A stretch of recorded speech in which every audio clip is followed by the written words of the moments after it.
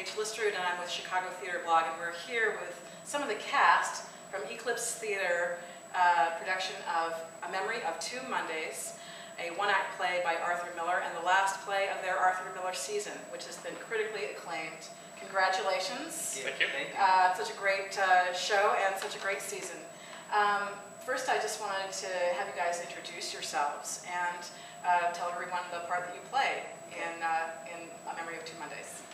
My name is Brandon Ruiter, and I play Bert. My name is Kevin Scott. I play Raymond. And Bert is sort of this, it is a workplace drama, one-act drama, during the Great Depression. And Bert is this young, hopeful guy. He is doing everything he can to save up his money from this job to go to college, and he's trying to also read through War and Peace and get himself ready for the collegiate atmosphere. And Raymond is the manager of this workplace environment. And the workplace environment, how would you describe, Kevin, the workplace environment that Raymond has to manage? It's very different from what you might consider a workplace environment like today. There's a lot of drinking in and around the workplace. Drinking is a big central theme in this show. I don't think Raymond's a very effectual manager, which I didn't realize until after we'd opened. Really, he doesn't seem to have any real authority to actually do anything. All he can do is be frustrated the majority of the time, so that's been fun to work out. I will say that in your performance, the first night that I saw the show, which was opening night, I did not quite get why Raymond was so emotionally tied down and so restrained when everyone else is just acting out around him. And it's precisely because he can't manage the situation.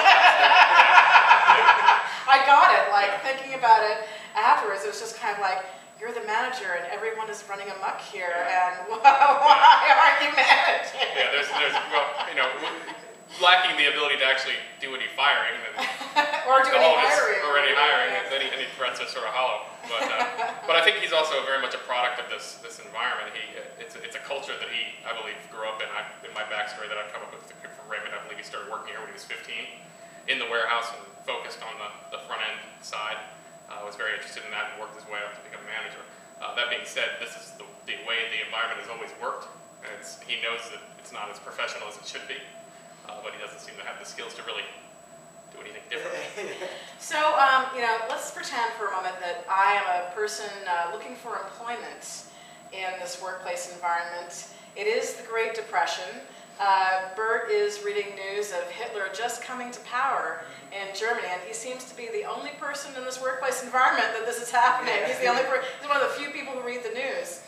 And suppose that I am looking for some kind of bright future at this auto parts warehouse. How are you going to sell me on working at this place? Well, it's a family atmosphere. We all take care of each other. We have a great mutual respect, despite the way that some of us talk to each other at times.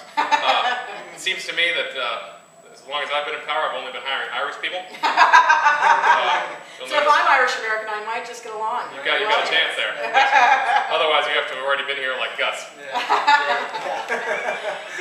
How about sexual harassment in the workplace? Does that go on all the time here? In 1934, we don't even know what that is. What does that mean? That's right. Right. It's just flirting as far as y'all are involved, And if any sex happens between co-workers, well, that's kept on the QT and on the down low. So basically, it's so astonishing because Mr. Eagle, who truly runs the place, and he's played by Joel Reitzma, right? He only shows up every, twice, I think, in the entire one-act play. And he seems to have all the power to hire and fire people, and then he's gone. He's just absent. Yeah. And all kinds of infrastructural breakdowns are happening all over the warehouse. So how can Raymond exert any kind of authority to make those changes? Well, I think we see this workplace environment on 2 Mondays and a little bit of the following Tuesday after the second Monday. I think this place does run much more efficiently further into the week. I think Mondays are kind of a wash. How about Fridays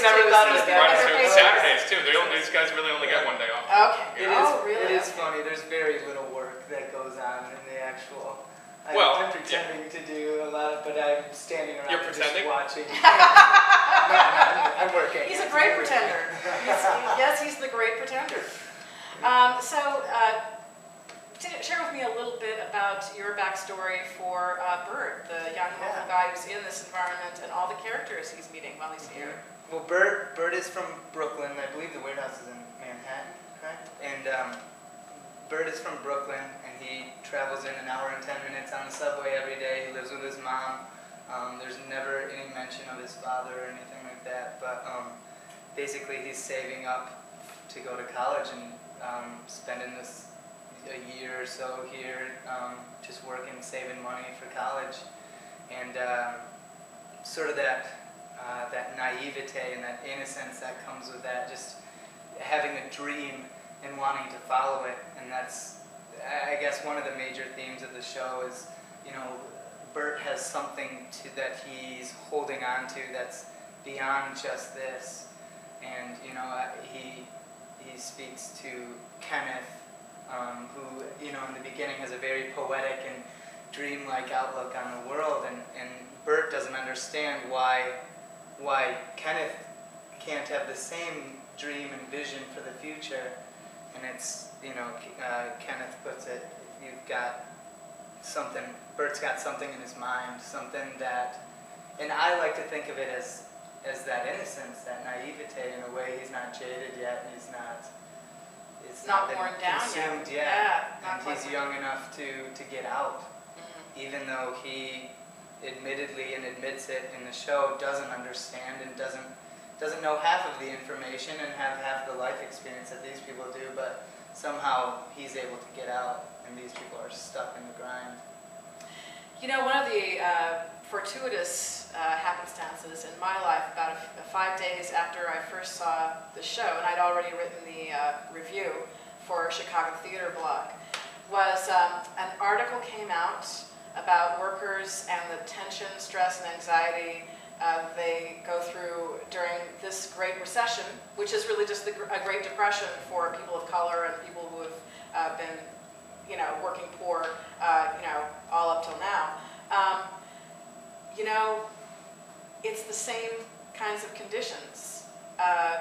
People are reporting now like extreme pressure because if fellow workers have been laid off, then more responsibility falls on their shoulders. The work may be extremely repetitive, boring. You know, maybe the workplace environment feels like it's very political, and the squabbles between people are sort of meaningless, but they, you know, one's work performance could be affected by it, or how they're perceived in the workplace could be affected by it. And then you might still have, you know, problems of either an ineffectual management or a management that is caught between what workers need to get the job done and what the boss needs, you know, to save money. You know, so it's very, very stressful, and people may be fearful for their jobs, but they also hate showing up on Monday. Hate showing up on Monday, and they have to. There's and you constantly hear it over and over. Just the cliche, you know. Well, the economy the way it is, you know, just the way things are. You can't, and in some ways, it resonated for me moving out here to Chicago, because I graduated from college just as the market hit the tank and everything fell apart. So, or began, you know, and so that was the same fear. It's like, just when I moved out here, find whatever you can and hold on to it, you know. And so that, I mean, that resonates for me too. You know, just to ask you guys as actors, who are always struggling between the work that you do that you're really passionate about and the work that you have to do to put food on the table and pay all the bills, you know, worse now? Worse now for you? More tension, more stress? Well, about the same amount of tension and stress? stress? It's all new to you, so. Yes. It was new to me, so I didn't really experience that. But it was a rude awakening to to realize, okay, this is what I want to do, and I was blessed to be able to move here and do that, and be in Chicago, which is a wonderful city for it, but then I also it was a rude awakening to realize, like, I have to be working 40 hours a week to get by. On top of this, and your boss doesn't understand that you have a part-time to full-time job outside of your full-time job doing theater, and so that was a pretty intense realization and adjustment to that. I have my day job is very flexible with me about doing theater. I'm also the managing director of Eclipse, and up until last November I was part-time at my day job and part-time for Eclipse, and once the economy started having problems and funders started dropping away and there's less and less money here and there, I had to recommend to my own board that I go back to a volunteer status and go back to my day job full-time. So yeah, it has a very real impact on me. I'm lucky to have an employer who's understanding, was happy to get me back full-time as well. So, but yeah, absolutely, it's a stressful time. It's important to have an employer that has your back. Yeah, who exactly. see you as a valuable employee and also Appreciates the arts. Yeah, exactly. What you want to do. Critical to your well-being as a creator of a very important, work, especially a very timely work. Yeah. So, I'm sorry, your position again, can you?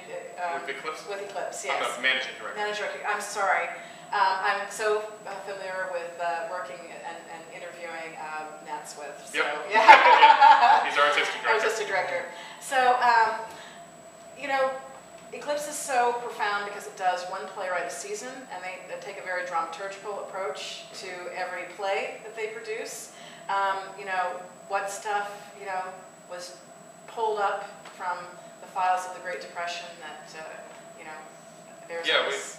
Sarah Muller's our dramaturg, and she did a fantastic job of just pulling a whole bunch of research. We sat down for the first 2 or 3 days of rehearsal, just going through just what wages were like, what working conditions were like, where these people were coming from, what neighborhoods they were living in, where overseas different folks were from, yeah, I mean, there's a lot of the stuff that was interesting to me. I mean, I knew all about all the Great Depression stuff, but the timeline of the progression of World War II was interesting. I mean, you don't hear much about it in the course of this show, but it certainly is something that's about to change the world, change all these workplace environments permanently.